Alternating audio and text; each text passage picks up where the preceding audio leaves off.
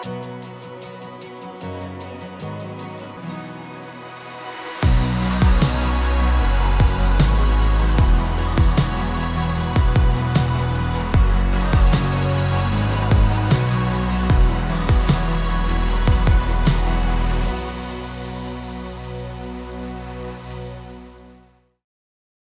morning, and welcome to a new season, a new episode of One-on-One.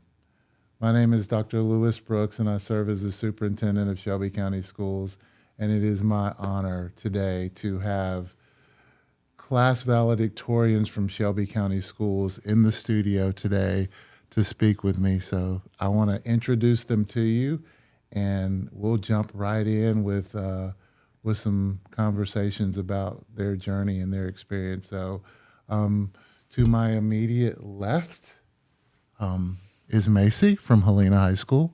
Hi, Macy. Hello. How are you today? Good. How are you? Good.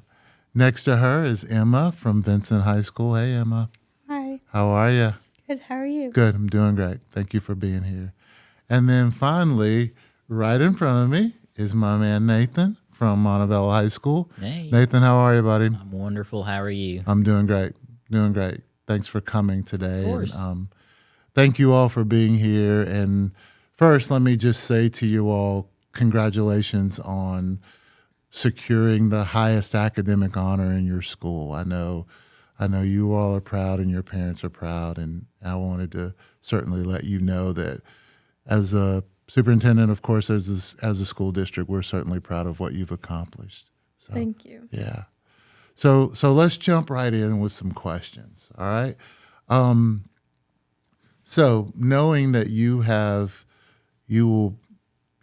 acquired the highest honor academically, you will be a speaker at graduation, all of the things. What do you think has gotten you to this point? What is the daily routine? What do you feel like it is about you that has gotten you to this point academically? And let's start with you, Macy. I think for me, it's been having some separation between what I do at school and what I do at home. So, like, I try not to bring schoolwork home. I try to get it done in class or in my other classes or during lunch. And then also teachers, for sure. Like, the teachers around me have just meant so much to me, and I have teachers that I can rely on for everything. That's awesome. That's great. That's great. Emma? Really just not allowing myself to get burnout with the amount of work that it takes and the amount of schoolwork that I have to do after school every day. And I was just really using the motivation of I really want this position to keep me going, where I wouldn't just give up when I got tired of doing stuff. Sure. Okay. Nathan? I would say just staying dedicated to the work and that kind of grind almost, because I feel like it's very easy, like they were saying, just to lose motivation almost. So just being okay with taking the harder classes, being sometimes away from your friends, because most times your friends aren't going to want to take those classes, rightfully so, because I was, like I said, if you're already going for valedictorian, like they don't really have that kind of passion almost. Sure. So it's kind of, that's where like you kind of might falter. So. Okay. Interesting. So I want to ask this question. What do you think was a moment that you felt challenged at school and you maybe ask yourself a question like, am I going to make it through this? What was your strategy for getting through it? Nathan, since you've got the mic, let's talk about that. I would say last year in AP Lang with Miss Holt, because one of the first 9 weeks is when I had like an 87 or something like that finishing. So the second 9 weeks, I had to make sure I brought my grade a lot higher up so I could average out to an A, Sure. where I'd keep the position of valedictorian and all that, because a B would probably have brought me to salutatorian, and I really didn't want that. Yeah. So that, like I said, I've just never been English-minded. Right. I thought I was math-minded until today, too, but it might just be science. I might just stick to science. So Yeah. Pretty cool. I like Miss Holt, too. she's pretty cool. I just didn't like her class. Yeah. She's a great woman, though. She's really cool. She's a great teacher. So, yeah. So, Emma? So in my first semester of junior year, I made a B in my dual enrollment class. It was an 89, but it was so many points off that I couldn't do anything to bring it back up, like any extra work. And so I was really discouraged because it made me drop down to second place. And I just like took it off my transcript so that I wouldn't have that B to pull my GPA down. And then over the summer, I was like, I'm going to take a class to get back up in first. So I took 3 classes overall. So you went from 1 to 3, huh? There's a whole story behind that. And yeah, so I decided I was going to take those 3 to get what I had been working towards for my whole high school career. Sure. And now you are in a tie for valedictorian with Jordan. Mm-hmm. Is that right? Okay. Yeah. Good deal. Thank you for sharing that. Macy, What was the question? Sorry. the question is about a challenge that you faced that really helped you, understand how you were trying to get to where you've gotten, if you will. I think honestly for me it's been finding motivation because this was something that I wanted, but there were definitely times that I sat here and I was like, do I really want to do the extra work? Do I really want to do I care that much? And so it was just making sure that I kept my eyes on the prize instead of just falling off and then regretting it later. I had to make sure that I reminded myself that this is what I want and I will be happy when I get it. Yeah. So since you brought that up, so you all felt like at some point this is what you wanted.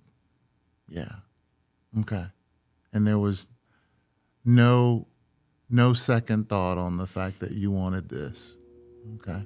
That's interesting. There were some second thoughts now that I have to give a speech. Yeah. Yeah. That's interesting because I think last year I was speaking to a young man and he was salutatorian. No, maybe he was third in the class. And he was so happy. And I was like, you didn't want to be valedictorian? He said, Dr. Brooks, I didn't have to give a speech. So yeah, I do understand that. So I want to be a little lighthearted.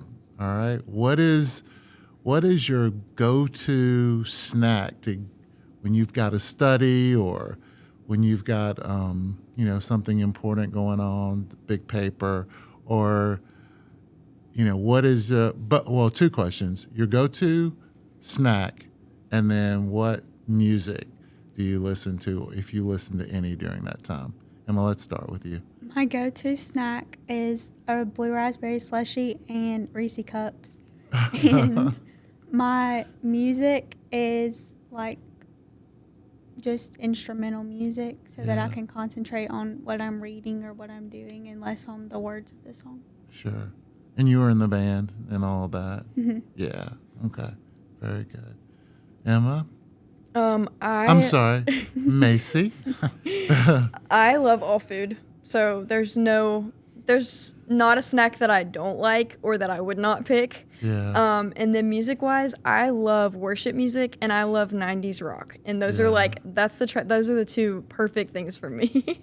Nice. 90s rock, huh? Mm-hmm. Pretty cool. Nathan? Gotta say gummy clusters for the food. When I do studying, it was very rare. That's one thing. And then like she was saying with worship music, Yeah. that's my go-to music for sure. Yeah. Okay. Very good. Okay, guys. All right. This is my last question for you all.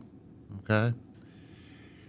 If you had to communicate to your 7th grade self, and say, you need to do this differently to get to this point, what would that be?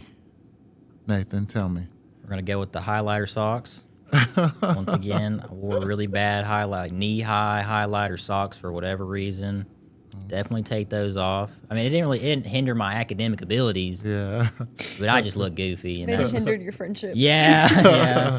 Everybody still remembers that. I could probably ask anybody I actually talked to back then, and they would remember me wearing those very nice socks. Really? My family still brings it up. It's Do great. they? Yeah. Will you speak about that at graduation? I might. I haven't written my speech. My speech is not done yet. I Okay. haven't even started it. So, y'all.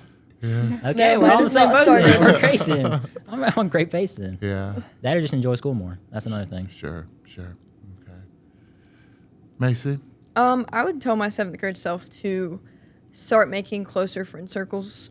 Like, I feel like I always was on that. Like, I always was friends with a lot of people, but all of those people were in their own friend groups, and I was never in the group. So, like, I never got invited to do stuff with the group. And so I feel like I would tell myself to, like, try to find, like, a core group of friends. Because, like, as I got into high school, I've had friends change so much, and things have just dissolved, and I haven't really Right. had a stable group of people to hang out with. And so I think that's something important. And then also not fixating on college decisions from 7th grade. Yeah. That's pretty much not going to work out the way that you think it will. So Good deal. Emma? To piggyback off what she said, I also would tell myself not to worry about college, because no career or college that you say you're going to go to in middle school is where you're actually going to go. Right.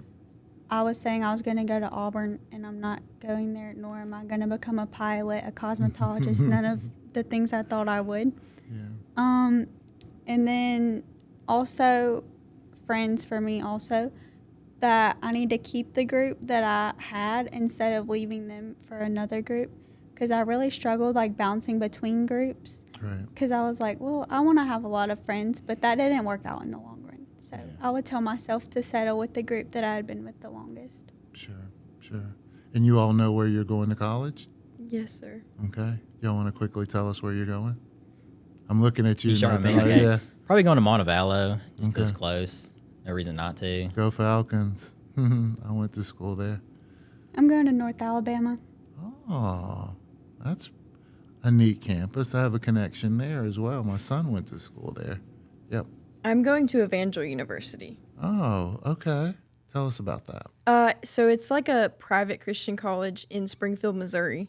Okay. And I was actually set on Auburn for about 4 years. And then I feel like last summer, that just was not where I needed to be. And so I've completely changed. And Evangel is one of the only Christian colleges that has a mechanical engineering program, which is what I want to do. Okay. And so that was, but also I found out it's where my mom wanted to go to college. Okay. And so it just ended up working out really well. And then I got like the right scholarship I needed and everything to be able to go there. That's awesome. Well, listen, congratulations to each of you and on your pursuits and the places that you will go in the future. And certainly congratulations again to you all for reaching this milestone and this academic achievement.